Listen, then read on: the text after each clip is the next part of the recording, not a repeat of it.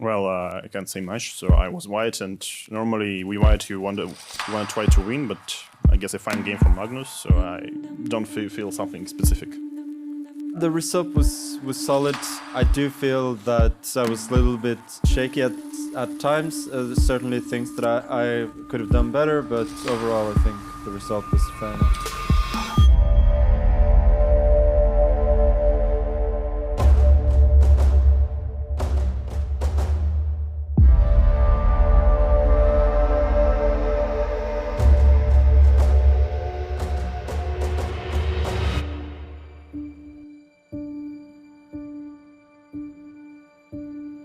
Hello everyone and welcome to Dubai. I am Maurice Ashley and we are here at the Dubai Exhibition Center for Game 2 of the FIDE World Championship Dubai 2021, where world champion Magnus Carlsen is taking on a ferocious challenger in Jan Nepomniachtchi.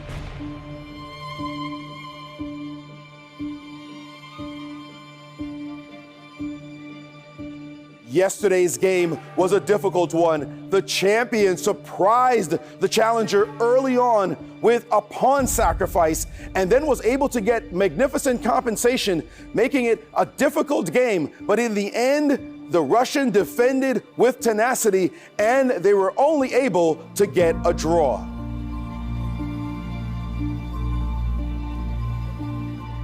Today, Magnus will have the white pieces, which very much like the serve in tennis, gives the advantage of going first. Will he be able to put pressure on his opponent, or will Nepo be able to neutralize his advantage and maybe turn things around and go on the attack himself?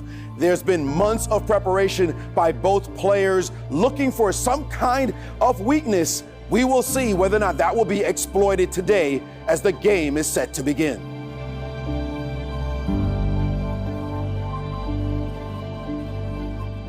I believe that up until the last couple of moves, Magnus had everything that he wanted. I'm not entirely sure right now if he's not in a bit of trouble, because sometimes when he overpresses, he gets into trouble. I'm excited by this game because Carlsen has white, and I want to see if he's going to try to take an advantage of his first move. I think it just got really exciting. There's a very strong knight. It's been one of your expressions, posted up, and that looks very uncomfortable. It's sick. This is the position a chess fan wants. There's imbalance, pieces are flying, there's a knight on b3, one side has more material, another side is underdeveloped. This is everything you want from a fight. This might be the first decisive game of the match, and it's coming early. I think Magnus will win because he's kind of more professional player, because he already is the champion of the world and Nepomniachtchi is not yet.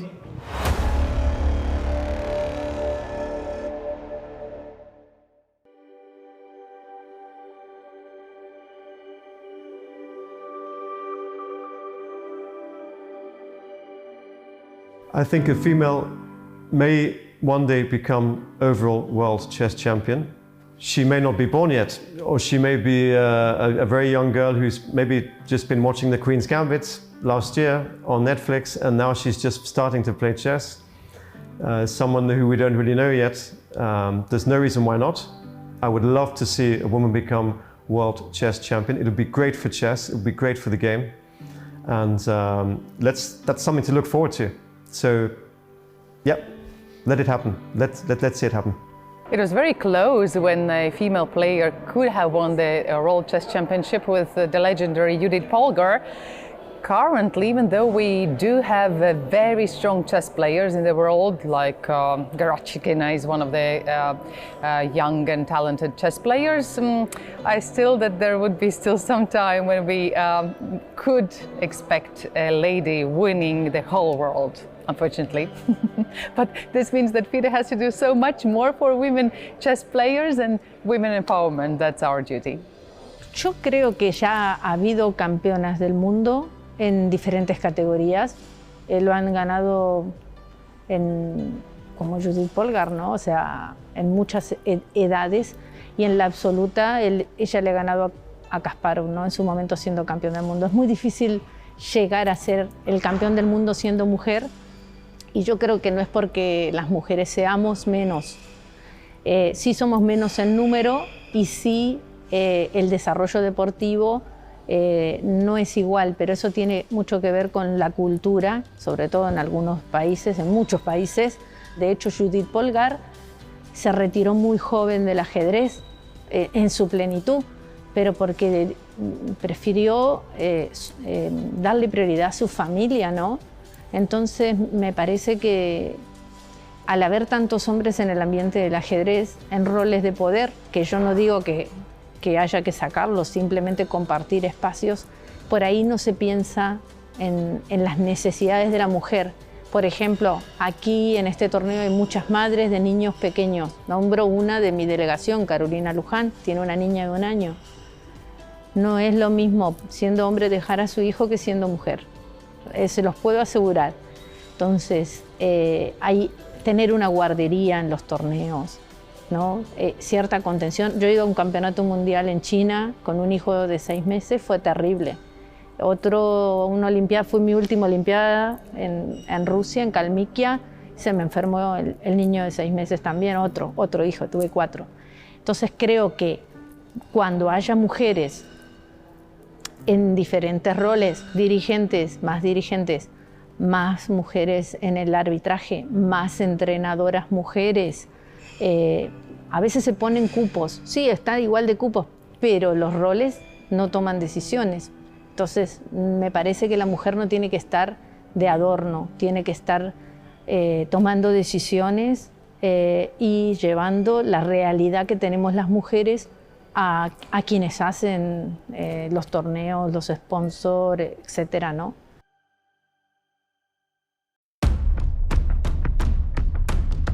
Ladies and gentlemen, I am Maurice Ashley, and it is my distinct pleasure to welcome you to Game 2 of the FIDE World Championship Dubai 2021.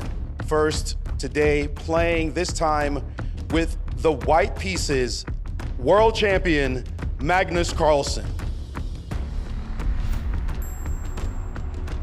And the challenger, playing with the black pieces, Jan Nepomniachtchi.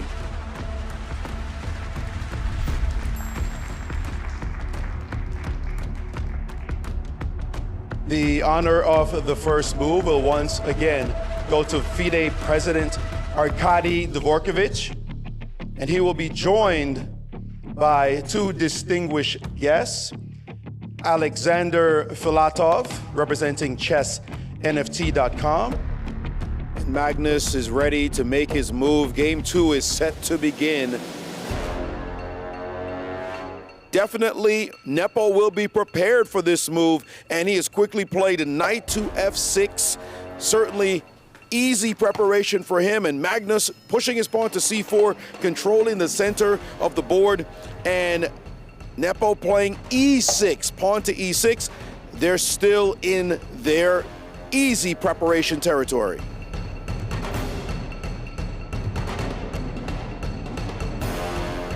This is a rich position they've arrived at, and Magnus considering his move, and he's played the move knight to e5, uncovering an attack on the rook in the corner.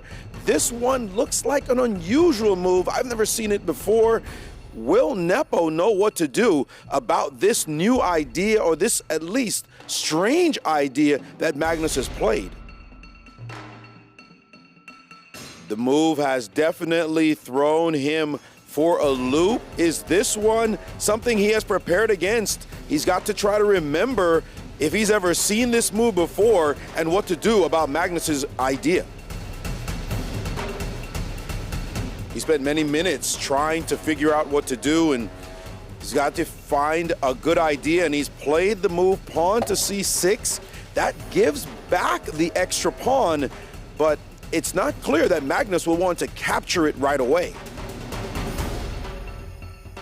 Magnus has a great position. He knows he's caught his opponent unawares, and knight to c3, that ramps up the pressure by bringing out a piece into the game, attack in the center as well, and we see Magnus getting up and leaving the chessboard. That shows how comfortable he is right now in this position. Magnus with an opportunity to really put the screws on his opponent right now, and he has decided to play knight to e5.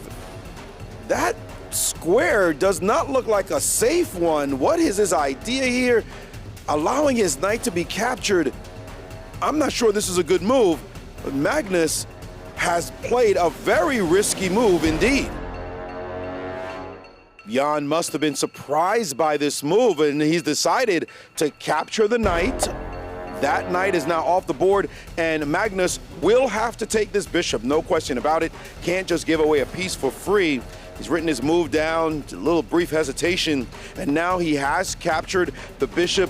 The pawn is threatened by a black knight, so this could be something that Nepo considers as he looks at the board, studies his options. He must have prepared his next move before he played this one.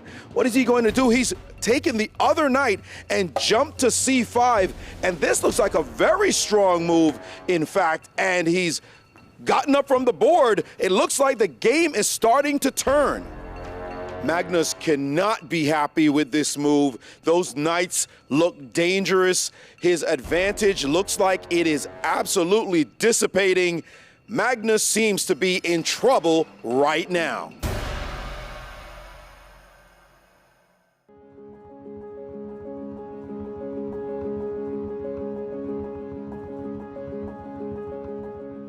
FIDE started focusing more and more on women chess right from the beginning.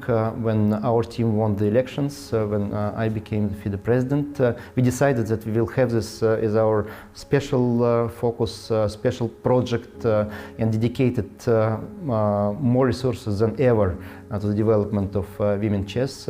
We invited new partners. We started with Total, the French oil company who contributed to the Women Grand Prix.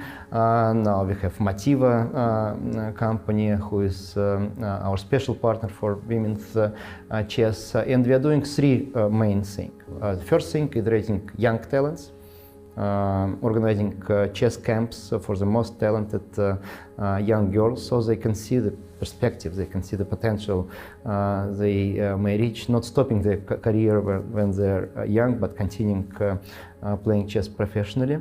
The second thing is putting in order the World Championship cycle for women. Before it was much smaller in size, both in terms of prize funds and number of tournaments than the main World Championship cycle. Now we did it like almost the same. Now we have the Grand Prix, we have the World Cup, we have Grand Swiss tournament this year, and we have the candidates tournament to identify who the challenger is to fight for the world crown, and that increased the visibility of women's chess dramatically. And the third thing we are doing is bringing more and more women into managing chess. We have more arbiters, women working at the major tournaments. We have more women in FIDE Council, FIDE Management Board, all kinds of commissions. I now have the managing director of FIDE, Dana Reznitsova, as one of the leading management forces in FIDE. So the third part that is also very important, so that women can see that they can actually lead the way, not just follow the way. You know that 2022, which is the next year, has been announced the year of women in chess, which means that a lot of chess events, especially dedicated for women, will be on the agenda.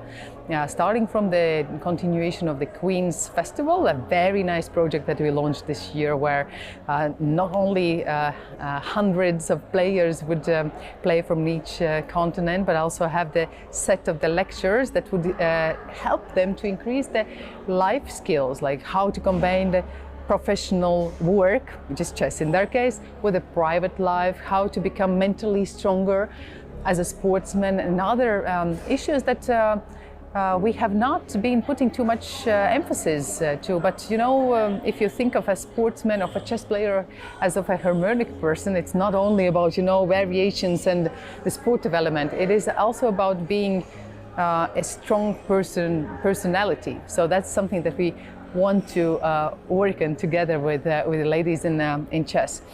FIDE has also been, I think, doing a very good job in the last few years increasing the money prizes for the ladies tournaments, introducing new formats for the chess tournaments, like we are now experiencing here in 𝐶𝐽s, the World Women Team Championship, a totally new format, very exciting for the viewers, but also not less challenging for the chess players themselves.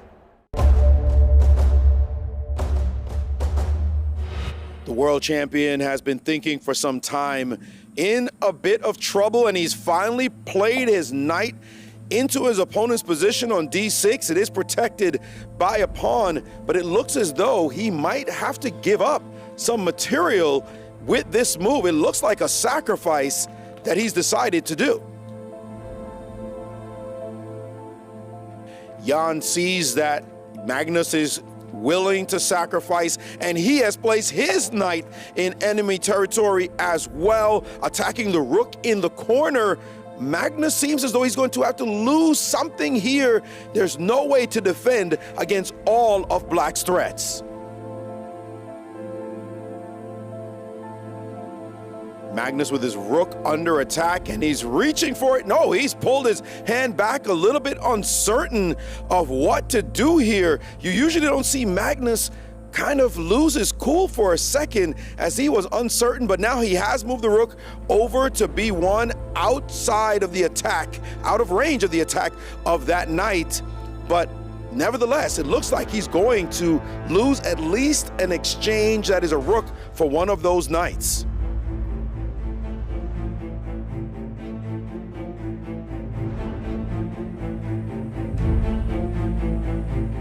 Nepo sees that he has great knights, but he can win some material here, and he has taken the bishop on c1. Was this a good decision? Getting material right now, taking white simply has to capture back with the rook, and the other knight can take that rook, and he has done so, but he's given away both his knights. Has Magnus tricked him somewhat, giving away a rook for the knight? We'll see if Magnus has calculated deeper than Nepo.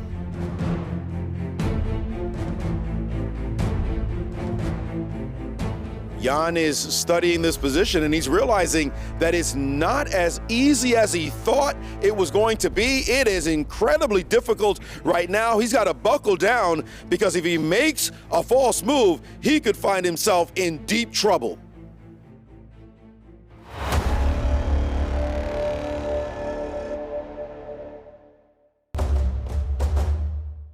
I really want the better player to win the game. I want Magnus Carlsen to continue his reign, but it would be exciting if he were upset for just one match and we have a chance to see Magnus battle his way back and be the challenger again and then continue his dominance. I'm open because I want to come. I'm gonna leave and I'm gonna come back.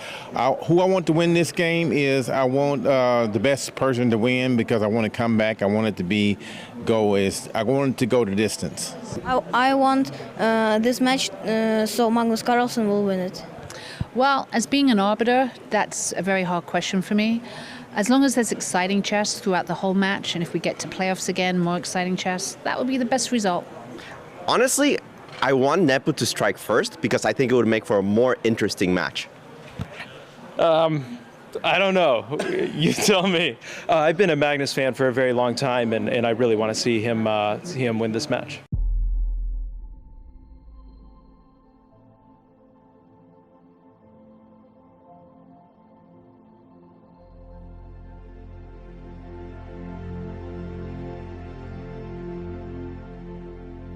Magnus realizing that he could have a golden opportunity here, and he's turned the game around. This move, bishop to e4, centralizing a strong piece in the middle of the board, and things are definitely looking aggressive right now for the white pieces. Definitely a nerve-wracking position for Nepo, as he can see that the game has definitely turned around. What to do now is the question, as he is facing pressure from Magnus Carlsen.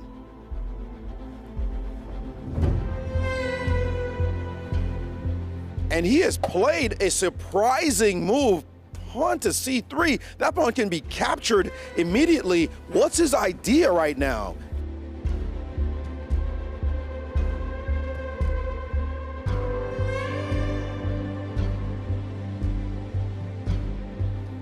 Magnus has been studying this pawn for some time, and it looks like he's ready. No, he has played queen to c2. Instead of capturing the pawn, he has attacked it with his queen, but his queen and bishop are lined up, attacking Black's king as well.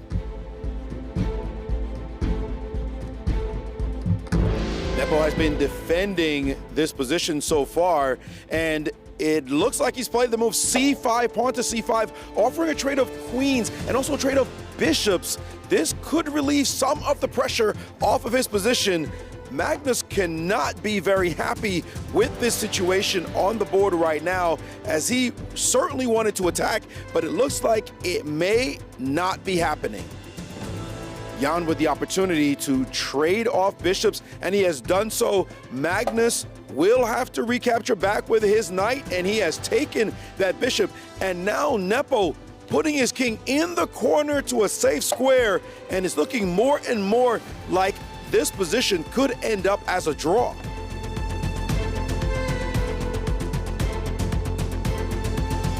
Magnus has to try to maintain some advantage, and he's played the move queen to g4, but that gives Jan the opportunity to play rook takes knight on d6, and he has done so. Rook taking the knight on d6, and Magnus capturing, but queen takes pawn, and now the position looks very much simplified and is looking more and more like a draw. A lot of pieces traded from the board, and it does not look like White has any chance to win. Magnus moving his king up to f3, but it will be attacked. Rook to a3 with check, attacking the king, and Magnus dropping his king back, accepting that he really has nothing more to do. And there's Jan repeating moves. That repetition says it's going to be a draw, and game 2 has ended in a draw. The match is tied at 1 game apiece.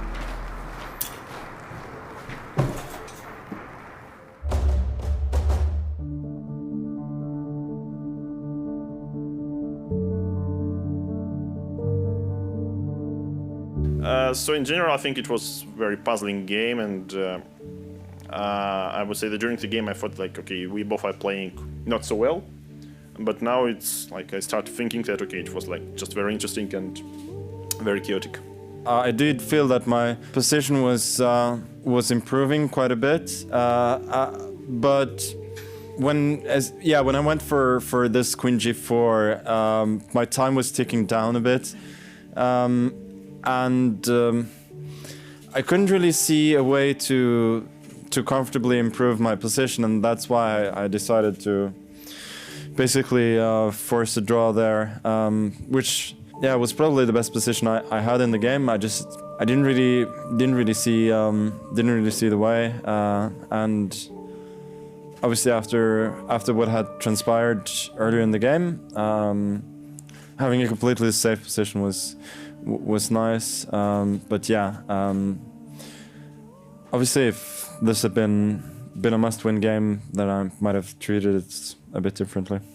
No, the game was really crazy, so I had no idea what's going on, so it was obvious that in the beginning White is pressing, and this structure f6, e6, c6 with queen on d7 looks, maybe, it works for Black, but it looks really ugly. I think we both had chances, or at least a little bit, and the result was decent enough for both of us. So yeah, you move on, prepare for the next. The game 3 is tomorrow at the Dubai Exhibition Center. It will start at 16:30. Thank you and have a good night. Thank you.